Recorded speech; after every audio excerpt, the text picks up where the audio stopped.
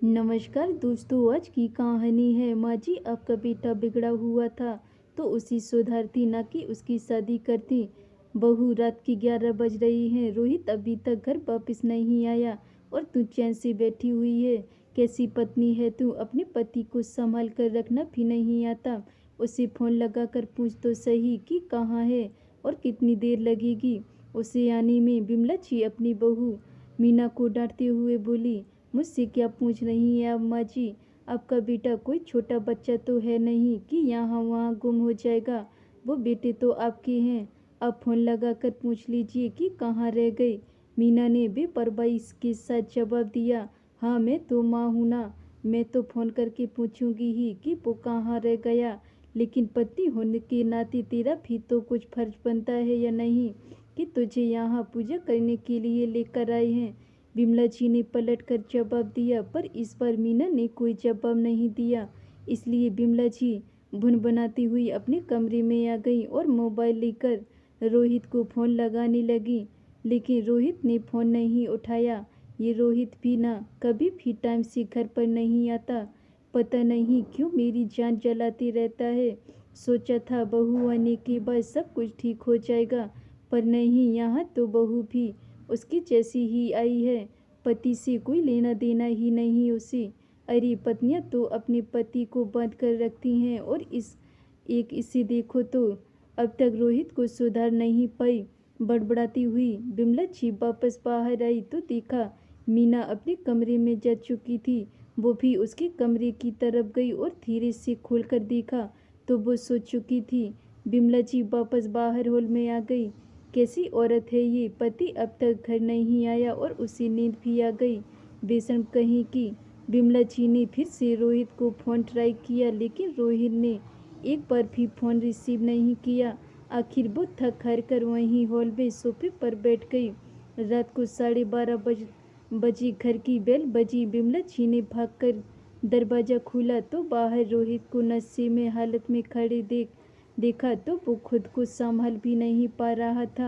आखिर बिमला जी उसे सहारा देकर जैसे तैसे घर में लेकर आई और सोफे पर बिठा दिया। कहते हैं बेटा, बुढ़ापे की लाठी होता है। इस बुढ़ापे में तुझे मुझे सहारा देना चाहिए, और यहाँ मैं तुझे सहारा दे रही हूँ। अरे कुछ तो शर्म कर। कब तक मुझे यूं ही परेशान करता रहेगा? बिमला जी उसे डांटते हुए बोली।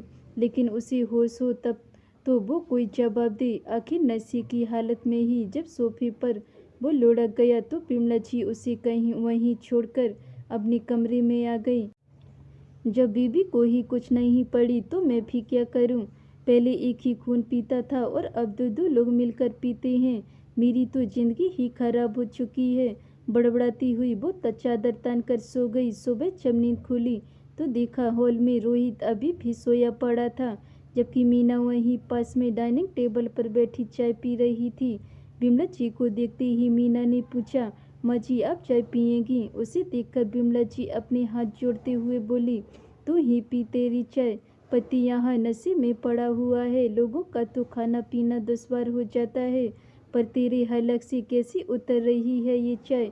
बिमला जी की बात सुनकर मीना मुस्कुराते हुए बोली, क्या बात है माँ जी, आज तो बहुत ज़्यादा गुस्सा हो रही हैं आप। भला मैं क्यों अपना खाना पीना बंद करूं? आपका बेटा इतने सालों से बिगड़ा हुआ था, आपने तो खाना पीना नहीं बंद नहीं किया। तुम मुझसे उम्मीद क्यों कर रही हो? मीना की बात सुनकर बिमला जी गुस्से से उसे घूरने लगी। उन्हें अपनी तरफ देखता देखकर मीना बोली, माँ जी थोड़ी शांति बनाए रखिए, कहीं बीपी ना हाई हो जाए आपका। मैंने नाश्ता तैयार कर दिया है और दोपहर का खाना भी बना कर रख चुकी हूँ। अभी माया आ जाएगी साफ सफाई करने के लिए, तो आप उसे साफ सफाई करवा लेना।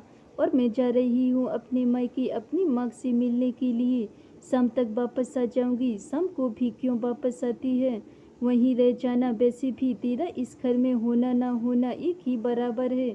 जो अपने पति को संभाल नहीं सकती, वो मेरा घर क्या संभालेगी? क्या बात कर रही हो आप भी माँ जी? वहीं रहने के लिए थोड़ी ना आपके बेटे से शादी की थी। बहू को तो ससुराल में ही होना चाहिए, यही तो संस्कार का नियम है। कहकर मीना वहाँ से रवाना हो गई। घर से कुछ दूरी पर पहुंचकर ऑटो पकड़कर अपने मायके रवाना हो गई। ऑटो में बैठे बैठे उसे वो दिन याद हो आया जब वो इस घर में दुल्हन बनकर आई थी। कितने अरमान थे उसकी, पर अब वो अरमान उस समय धराशायी हो गए जब रोहित शराब की नशे में धुत होकर घर आया था। शादी के ठीक दूसरे दिन उसने ये हरकत की थी। उसने हैरानी से बिमला जी की तरफ देखा तो बिमला जी ने बस संभालते हुए कहा था, अब बहू थोड़ी बहुत तो हर कोई पीता ही है, पर तुम आ गई हो ना, अब तुम संभाल लोगी, इसलिए तो उसकी शादी की है। सावित्री तो अपने पति की जान यमराज से वापस लेकर आ गई थी, तुम्हें तो सिर्फ उसे सुधारना है। बिमला जी की बात सुनकर मीना हैरान खड़ी रह गई। मतलब अपने बेटे को सुधारने के लिए उन्होंने उसकी जिंदगी तो दांव पर लगा दी। पूरी रात मीना के दिमाग में यही बात चलती रही। दूसरे दिन मीना पग फेरे के लिए गई तो मायके वालों ने भी यही जवाब दिया, बेटा थोड़ी बहुत तो आजकल हर कोई पीता है, ये तुम पर निर्भर करता है कि तुम उसे कैसे संभालती हो। एक पत्नी चाहे तो क्या नहीं कर सकती, और फिर इसके अलावा कोई कमी तो नहीं है। थोड़ा बहुत एडजस्ट तो सबको करना पड़ता है। पिता तो उसके थे नहीं। माँ ने जरूर इतना कहा, बेटा जैसे भी हो अपना घर संभाल ले, अगर तू छोड़कर भी आई तो यहाँ तेरे भाई भौजाई रखेंगे। इसकी कोई गारंटी है क्या, जिन्होंने ये जानते हुए तेरी शादी एक शराबी से कर दी वो तुम्हें यहाँ रखेंगी, इसकी तू उम्मीद मत कर। मीना को समझ ही नहीं आया कि वो क्या करे, इसलिए चुपचाप वापस ससुराल आ गई। जब भी रोहित शराब पी कर आता तो मीना रोती परेशान होती, पर बिमला जी तो चैन की बांसुरी बजा रही होती। आखिर बेटे को बहू के हाथों संभाल कर वो बेफिक्र हो चुकी थी। लेकिन अभी 2 महीने पहले रोहित ने शराब की नशे में मीना की जमकर पिटाई कर दी, सिर्फ इस कारण कि मीना ने उसे शराब पीने से रोका था। बिमला जी ने भी उसमें भी मीना की ही कमी निकाल दी। हे भगवान, एक पति तक नहीं संभाल सकती, पूरा घर क्या संभालेगी। मैंने तो ये सोचकर अपने बेटे की शादी की थी कि घर में बहू आएगी उसे सुधार लेगी, लेकिन ये तो उल्टा उसे परेशान करने का काम करती है। अब तेरी सारी नाचो नखरी तो उठाता है, तेरे खर्चे उठाता है, फिर तू हर समय उसके पीछे पड़ी रहेगी तो हाथ नहीं उठाएगा तो बेचारा क्या ही करेगा। थोड़ा प्यार से संभाल कर। जब मायके वालों से कहा तो वो लोग भी हमदर्दी जताकर चले गए। भाभी तो ये कहकर चली गई कि एक पति नहीं संभाल सकती तो कर ही क्या लोगी तुम, दोबारा लौटने की सोचना भी मत। हम अपना देखें या तुम्हारा देखें, तुम्हारी माँ को रख रखा है वही बड़ी बात है। सो मीना ने भी सोच लिया कि जब रहना ऐसे ही घर में है तो या तो जिंदगी भर मार खाती रहो और रोते रहो, या सिर्फ बेशर्म हो जाओ और अपना रास्ता खुद चुनो। मीना ने दूसरा रास्ता चुना।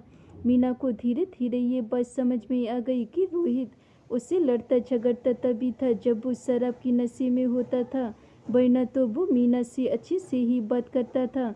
इसलिए वो अब रोहित से जब वो नशे में होता तो ज़्यादा कुछ कहती भी नहीं थी। उसने 1-2 बार नौकरी के लिए कहा तो बिमला जी ने हंगामा कर दिया। उसके बाद रोहित ने नशे की हालत में बिमला जी के कहने पर उसके साथ काफ़ी गाली गलौज किया था, इसलिए उसके सामने उसने नौकरी के लिए कहना ही छोड़ दिया। पर उसे नौकरी तो करनी ही थी, पढ़ी लिखी तो वो थी ही, आत्मनिर्भर तो इसे बनना ही था, पर आखिर बाहर कैसे जाए, इसलिए अक्सर मायके का नाम लेकर निकल जाती थी। अभी 1 सप्ताह पहले इंटरव्यू देकर आई थी, वहाँ से कॉल आया था तो आज वहीं जा रही थी। वहाँ पहुँची तो उसकी नौकरी पक्की हो गई।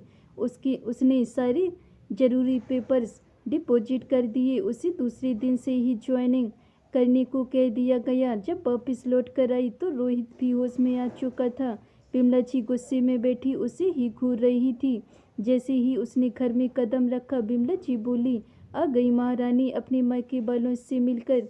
यहाँ सास और पति भूखे बैठे हों, उससे कोई लेना देना नहीं है, बेशर्म कहीं की। बिमला जी की बात सुनकर मीना बोली, कैसी बात कर रही हो अम्मा जी, खाना बनाकर तो गई थी आपके लिए, फिर क्यों मेरा इंतज़ार कर रही थी आप।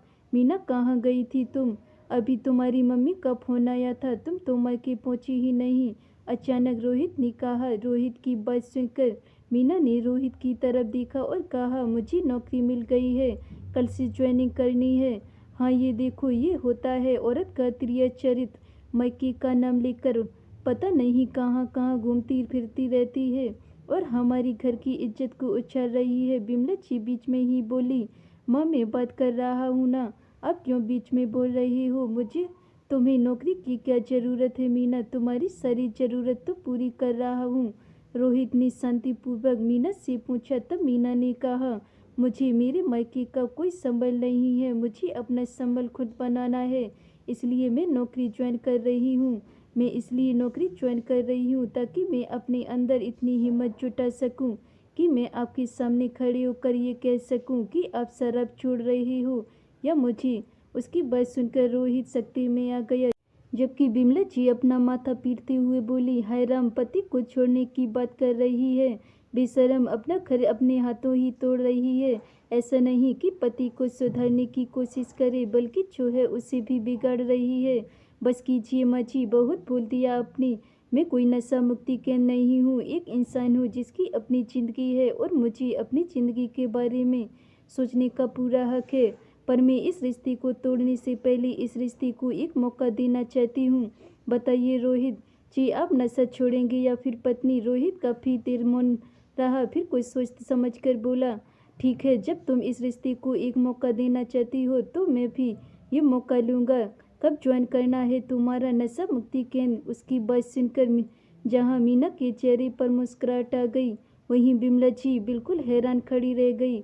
उसकी आंखों में से आंसू निकल आए। आखिर इतनी कोशिश जो काम बिमला जी नहीं कर पाई वो मीना ने कर दिया। दूसरे दिन ही रोहित ने नशा मुक्ति केंद्र ज्वाइन कर लिया और कुछ महीनों मशक्कत के बाद उसमें वाकई परिवर्तन हुआ। उसने शराब पीना छोड़ दिया और आज बिमला जी अपनी उसी बेशर्म बहू की नज़र उतारती नहीं थकती। धन्यवाद दोस्तों। अगर ये मेरी कहानी आपको पसंद आई हो तो वीडियो को लाइक कमेंट शेयर ज़रूर करें। अगर चैनल पे नए हैं तो चैनल को सब्सक्राइब कर लें। मिलते हैं ऐसी और नई कहानियों के साथ, तब तक के लिए बाय बाय।